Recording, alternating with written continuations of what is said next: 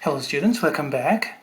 Previously we went through some exercises regarding the vertex form and especially the conversion formula. I'm talking about these problems, of course. Find the vertex and determine maximum or minimum. Vertex we can find out from h and k values here by plugging the numbers. And whether it's maximum or minimum, well, they depend upon the sign of A. Concave up versus concave down. Concave up, minimum here, and ranges k to infinity. Concave down, maximum here, ranges negative infinity to k. For this problem, it was straightforward because the problem was already in the vertex form, but the other two problems, we had to go through some conversion. Let's practice this again using a little bit different terminologies. Find the domain range. Domain is always negative infinity to positive infinity. The question is the range. And range is going to be either k to infinity or negative infinity to k form. Look at the first problem. Is it concave up? Yes. A is positive. So the range must be of this form, k to infinity. So you can clearly say the range is for thirds to infinity like this. And you can walk away. Oh, too simple. You can check by plotting it.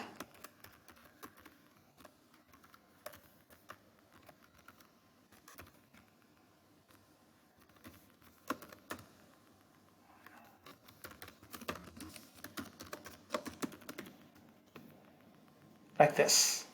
So 1,4 thirds, 1.33333, yeah, that's the minimum, and then that will higher. That's the range. But then again, you're not going to see this kind of problem other than right now, today. Too simple. The problems you can expect must be of this form. Okay, we have the conversion formula, so let's use it. We have some fractions, so let's take bigger font. And then, okay, let's plug in. B is 4, and A is negative 2. Okay? And then what do we have? This is, what is it? That's negative, negative, positive 1. Did I do this right? Okay, how about K? Let's copy and paste. B is 4, so 4 squared, 4AC, negative 2, and then negative 5. And then we have negative 2 here. Okay, let's calculate this. Denominator is simple. 4 times negative 2, so negative 8. Here, 4 squared is 16. And then here, 2 times 5, we get 10 is positive 10. Negative, negative is positive. So that we have 4 times 10, and that's 40. So what do we have? 16 minus 40?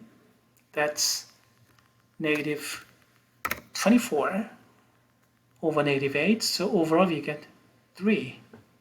So that's 3. The end result is negative 3. And thus we get, let's see, a value negative 2, x minus 1 squared minus 3. There goes the vertex form.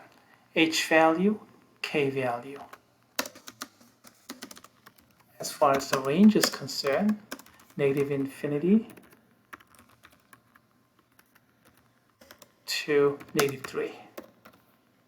Because we have concave down and maximum, range is negative infinity to negative 3.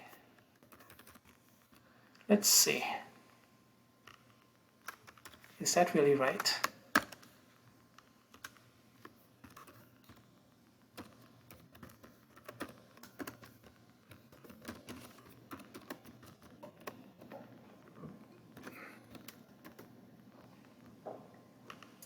Okay, 1 comma negative 3.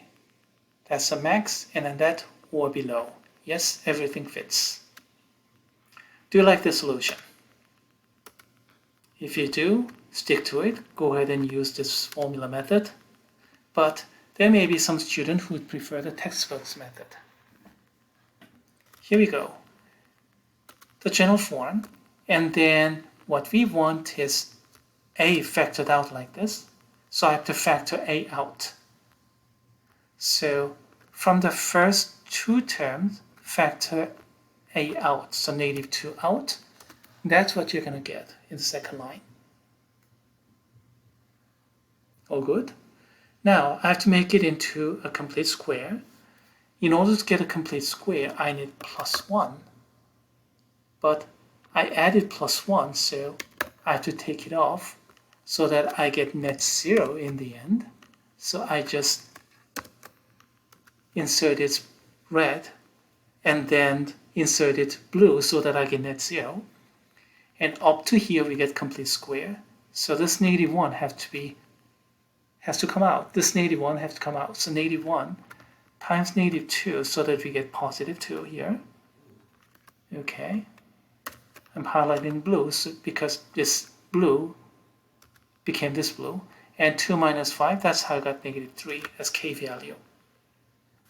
And as for this part, well, we have this complete square. X minus 1 complete square. So we get this result in the end. Do you like this method? If you do, stick to it. Our textbook author obviously prefers this one, so you're asked to do it this way in the textbook. But me personally, well, I found my students perform better usually with this method, so I'm emphasizing this one more than the textbook's method. By the way, I do it this way too. I mean, I teach it this way a little bit more because I found that my students perform better this way. But me personally, actually I do it this way too. Anyway, both works. And if you don't like this kind of manipulation, then you can stick to the formula method. So please prepare the formula somewhere in your formulas table so that you can use those. You know that formula sheets are allowed in exams, so you have to prepare accordingly. Just one page only. So you have to prepare things like these. Okay, enough time for another problem like this. Okay, let's go. Here's a conversion formula as before. And then we have some fractions, so increase the font. Okay, all right. H is negative of b over 2a, and here b is 2 and a is negative 3. So what do we have? We get negative, negative, positive, so 1/3. Now how about k? Here b is 2 and 4ac, negative 3, negative 2, and then negative 3 here. So what do we have here? Denominator is simple, 4 times 3, so negative 12. In the numerator, 2 squared is 4. And then 3 times 2, negative 3 times negative 2 is positive 6. And then 4 times 6 is 24. So we have 4 minus 24 in the numerator, which is negative 20. Oh, by the way, there should have been negative sign here. Is this negative sign? Okay, let's come back here. Negative 20 over negative 12, so positive 5/3. And then there's negative there, so negative 5/3 is the end result. Please check with your calculator. In any case, we get negative 3 times x minus 1/3 squared minus 5/3, and that's the vertex form. Therefore, the range is negative infinity to negative 5/3. There goes the problem. Let's see.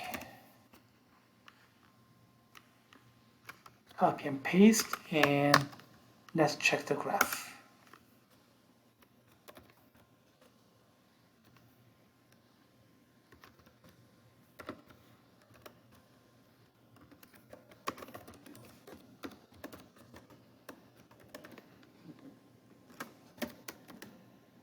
Yeah, that's the graph. We have the maximum here, 1/3, comma, negative 5/3, negative 1.6666, and so on. That fits. So negative 5/3 or less.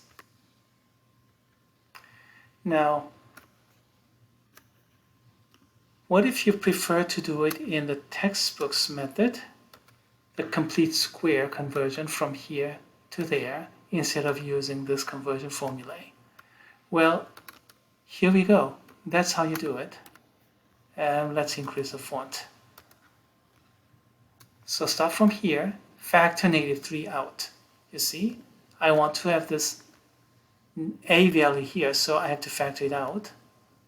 And then this minus 2, keep it outside. So factor negative 3 out, but no factor there, so we end up with 3 in denominator. Does it make sense? Okay, so far so good. Now, let's manipulate a little bit further. We have to add something and subtract something so that we get net 0, but adding something should create the complete square. So I just add it by 1/9 and subtract it by 1/9. Why 1/9? Well, let's answer that question a bit later. But please note that this is net 0. Now, how does this negative 1/9 come out? Multiply by negative 3, so this is positive 1/3 now. So 1/3 minus 2, that's how I get negative 5/3. That's how I got my k value. Now, how about this complete square? Does it make sense? How in the world did you guess 1/9? As a matter of fact, everything comes from the complete square formula. Everybody remembers this formula, complete square formula? The formula already comes with this 2 here. So we need this 2, but here it's not an even number so that I can divide, but already 2/3. So I need to get this 2 artificially so that we get just 1/3 here. So that end result is 2/3. And now for 1/3 is my b. Then for b squared, I need 1/9. I'm highlighting the b part in red. Does it make sense now? This and then that. That's why I got 1/9 out of all numbers. And then because I added 1/9, I subtracted it to get net 0. And then that blue part comes out to contribute this k value. And this red part became the complete square. Are you comfortable with this method? If you do, well, stick to it. After all, this is the way our textbook author does, and as a matter of fact, I do it myself this way too. It's just that I found over the years that majority of my students score better if they try this method, so that's why I'm emphasizing the formula method a little bit more. But if you somehow prefer the other method, the textbook method, go ahead and use it. For the majority of students, however, here we have some important formula here, H and K formula. Prepare those and use those during the exams or, well, all kind of purpose.